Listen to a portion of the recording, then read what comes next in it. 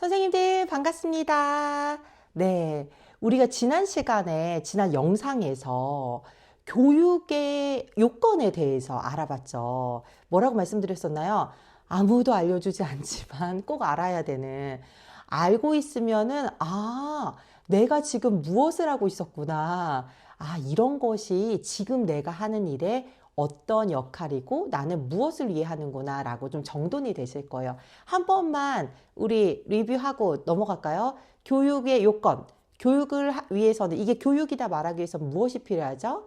네, 세 가지가 필요한데 그 중에 첫 번째는 배우는 사람이 필요합니다. 학생이죠. 두 번째는 가르치는 사람, 바로 이 영상을 시청하고 계시는 우리 선생님들. 세 번째는 그쵸, 가르치는 사람이 배우는 사람에게 전달해주고 배우는 사람이 받아서 습득해야 될 학습 내용, 교육 내용이 필요합니다. 우리는 이걸 성경이라고도 하고요. 그리고 성경 말고도 지금 교회 학교에서 하시는 삶에 대한 태도, 어떻게 인생을 내가 꾸려가고 주인이 될 건가 하는 모든 전반적인 가치관에 대한 것들을 가르치는 게 바로 이 교육 내용에 포함이 됩니다. 이렇게 해서 교육 요건이 됐어요. 참, 여기 한 가지 더 있었는데, 원래는 교육으로는 보지 않지만 이것까지 갖추면은 정말 최고로 효율적이다 했던 게요. 그쵸, 가정과의 연계예요. 부모님들이 개입이 반드시 필요합니다. 왜냐하면 우리는 일반 교육에 비해 시간이 현저하게 부족하기 때문이죠. 그래서 부족한 시간은 우리 부모님들과 함께 협력하셔서 속속속 중간중간 이제 주중에 잘 가정에서 메꿔주실 수 있도록 그렇게 협력하고 또 같이 격려해 주시고 지원하면서 이렇게 가는 거예요. 그래서 이렇게 교육을 우리가 이제 합니다. 자, 그러면요, 오늘은 또 이것도 아무도, 부장님도 사역자도 동료 선생님도 담임 목사님도 잘 알려주지 않으시지만 알아야 되는, 알지 못하면은 중간에 좀 나는 어디로 가고 있는지 헤매는 그런 거에 대해서 딱 짚고 넘어가도록 할게요. 오늘은요, 왜 교육하는지, 교육의 목적과 본질에 대해서 이야기를 해보려고 해요. 여러분 생각해 본 적 있으세요? 왜 그렇게 아침에 일찍 일어나서 나오세요? 왜 화장을 곱게 하시고 미소를 장착하신 후에 여러분들의 주머니에서 돈을 꺼내서 간식까지 사서 왜 그렇게 가시나요? 왜 토요일 날 교사 미팅을 하시죠? 왜 미리 성경 공부 준비를 해서 왜 도대체 그러시는 거예요? 여러분들은 분명히 마음속 깊은 곳에 왜 이 일을 하는지 알고 계세요. 교육의 목적과 본질이 없으신 분들은요, 기본적으로 이게 월급이 나오는 것도 아니고 솔직한 말로 누가 뭐 칭찬해 주는 것도 아니고 아무것도 아닌데 여기 와서 교회 학교에 와서 교사로 봉사하실 이유가 없어요. 하지만 여러분이 이미 이걸 왜 하는지 아시기 때문에 그 사명감이 있으시기 때문에 오셨는데, 이게 또 좀 오래되시다 보면은 우리가 이제 색이 바랜다고 하죠. 그때는 그런 마음으로 오긴 왔는데 좀 가물가물해지실 수도 있고, 또 처음 오신 분은 이런가 저런가 하면서 오셔가지고 이제 알아가시는 단계에 계신 분들도 있으실 거예요. 만약에 지금까지 영상을 보시고 나는요, 교육 목적 확실합니다, 내가 교육 본질이 무엇인지 명확합니다 하시는 분은요, 정말 잘하고 계신 거예요. 너무너무 제가 칭찬해 드립니다. 옆에 계신 동료분들 뿐만 아니라 다른 부서 혹은 사역자분들에게 동기부여가 될 수 있도록 그 마음 잘 나눠주시는 그런 역할을 해주시면 더 좋겠어요. 자, 그럼 우리 다시 본론으로 돌아갈게요. 교육의 목적과 본질이 명확하지 않으면요, 사실 교육의 효과가 굉장히 떨어집니다. 교육을 할 때 보면은요, 교육은요, 단기적으로는요, 매일매일 활동하는 교육 내용에 대한 교육 계획안이라는 걸 짜게 되어 있어요. 우리 선생님들 이런 거 해보시는지 모르겠는데, 예를 들면 오늘 성경 내용은 본문은 어디예요? 이 본문을 따라 어떤 포인트로 우리가 학습 목표를 잡고 뭐 이야기를 하거나 설교를 듣거나 예배를 드리거나 성경 공부를 진행할 거예요. 그러면 이걸 가르치기 위해서 그 다음에 어떤 활동이라던가 어떤 질문들을 통해서 우리 학습자들과 상호작용을 할지가 결정이 돼요. 이거는 영아부터 고등학생까지 상관없이 교육계획안은 원래 교육에서 있는 매일매일 혹은 그 과목마다 매 시간 이루어지는 겁니다. 이건 작은 단계인데요, 이걸 조금 넓게 펼치잖아요. 그럼 이게 뭐 학기별 혹은 연간 교육 계획이 될 수 있어요. 이런 거 있죠. 1학년이 배우는 것과 6학년이 배우는 것과 그리고 고3이 배우는 게 다르겠죠. 당연히 달라야죠. 왜냐하면 아이들의 지식 수준도 다르고요. 사용하는 언어도 다르고요. 활동했을 때 흥미를 일으켜서 잘 이해할 수 있는 부분이 다르기 때문이에요. 그러면 연간 계획이 세워졌다는 얘기는요. 이 연간 계획 말고요. 이걸 더 크게 해서 전체적인 교육을 하는 목표도 설정이 될 수 있다는 이야기와 맥락을 같이 합니다. 그랬을 때 교회 학교는 왜 존재하는 걸까요? 교회 학교에서는 지금 무엇을 교육하는 걸까요? 제가 지난 영상에 사실 살짝 언급을 했어요. 이 교회 학교가 해야 되는 일은요. 넓게 보셔야 돼요. 지금 당장 얘요 이제 쪽쪽이 빨고 있어요. 아직 고형식도 못 먹어요. 이제 우유만 먹는 앤데요 라고 보시면 안 되고요. 얘 아무것도 몰라요. 이제 초등학교 1학년이라서 이제 글 좀 쓰고 숫자도 뭐 덧셈도 이제 겨우 할까 말까 하는데요. 이런 수준에서 보시면 안 되고요.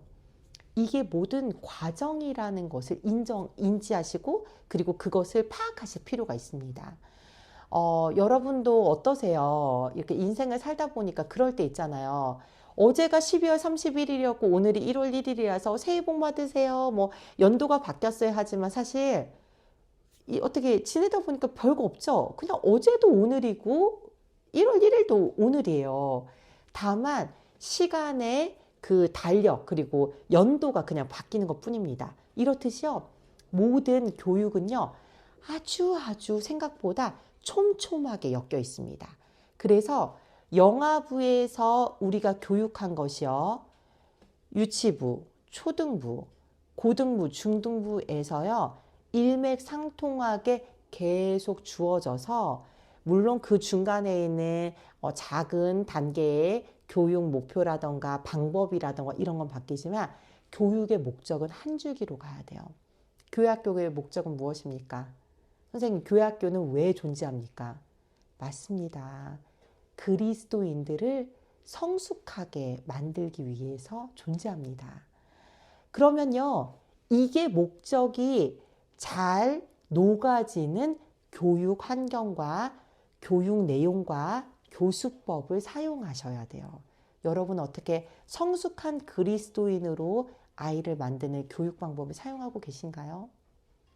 이 아이가 지금은 아직 어리지만 지금은 막 사춘기라 반항하고 너무 선생님을 힘들게 하지만 말도 안 듣고 앉아있지 않고 계속 돌아다니는 개구장이 아이지만 이 아이 안에 성령님이 내주하시고 이 아이를 하나님께서 창세전부터 작정하시고 만드셨다는 거. 이 아이를 위해 예수 그리스도가 십자가에 못 박혀서 죽으시고 생명을 주셨다는 것을 보고 계신가요? 이게 매일매일 보여져야 교회학교는 살아있을 수 있습니다. 그래야 교회학교 교육은 성공할 수가 있어요. 왜냐하면 이게 교회학교의 목적이기 때문이에요. 우리가요, 교회학교 교육에서요, 실수하시면 안 되는 게요.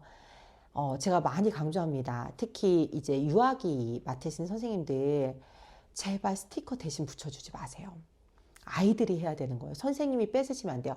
엄마한테 보여주면서 어머니 오늘 이거 다 했어요. 아버님 오늘 이거 만들었고 이거 중요한 게 아니에요.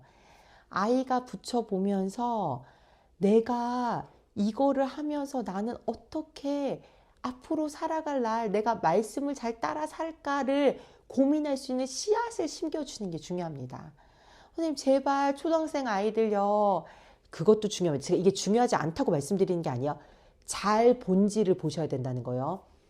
말씀 암송, 성경 읽기 물론 해야 되지만 오늘 주인공 이름이 누구인지 어느 지역에서 있었는지 정말 이렇게 하면 시험이 될 수가 있어요. 그래서 그게 아니라 얘들아 성경 인물 이름 헷갈리지. 우리나라 사람이 아니잖아. 이 사람은 근데 왜 이렇게 살았을까? 하나님이 이 사람 인생에서 무엇을 하셨을까? 이게 볼 수 있게끔 열어주셔야 돼요, 선생님. 중고등학생들 힘드시죠? 저도 사춘기가 이제 훌쩍 지난 아이를 키우고 있고, 이제 사춘기를 들어가려고 딱 준비하고 있는 둘째 아이를 키우고 있습니다. 아, 우리 선생님들 마음 알고요. 그리고 우리 부모님들 마음도 너무너무 잘 이해를 해요. 머리는 알고 있었고 준비는 했었는데 직접 겪어보니까 아는 것은 아무 소용이 없더라고요. 선생님, 근데 이때 뭐가 중요합니까? 제발 부탁인데요. 사진 찍자. 그리고 질문 같은 거 좀 많이 하지 마세요. 막 큐티하고 하면 애들 사실 좀 힘들어 하잖아요. 중요한 거는 얘들아 힘들어. 그럼. 근데 이 힘든 가운데 너는 지금 네가 하나님께 가까이 어떤 것을 도움을 요청할 수 있을까? 너는 지금 힘들어서 네가 지금 무엇을 하는지 잘 모르는데 너의 인생을 아직도 붙잡고 끝까지 포기하지 않으시는 그분은 너를 위해 무엇 하실까? 이런 것들에 대해서 선생님들이 좀 멀리 보시고 더 깊게 본질적인 것을 보셨으면 좋겠어요. 우리가 그래서 교회학교 교육, 우리는 무엇을 위해 교육을 하는가 본질에 대해서 좀 생각해 보았는데요. 이거는 지금 저는 큰 거에 대해서 이야기 드렸지만 매 주일마다 혹은 한 학기, 1년마다 이것들이 좀 잘 접목이 되고 녹아지는 이런 교과 과정을 선생님들께서 구성을 하시면은요. 선생님, 지금 비록 아이들이 우리 부서에 있을 때 나타나지 않아도요. 결국엔 언젠가 그 아이들의 인생에 발이 채여서 걸림돌이 되었을 때 기도하는 아이가 됩니다. 그때요, 선생님이 그때 그렇게 암송하라고 하면서 같이 했던 그 말씀 암송이요, 생각나서 하나님께 부르짖으며 기도하는 날이 와요. 그날 교회 학교의 목적은 완성됩니다. 언제요?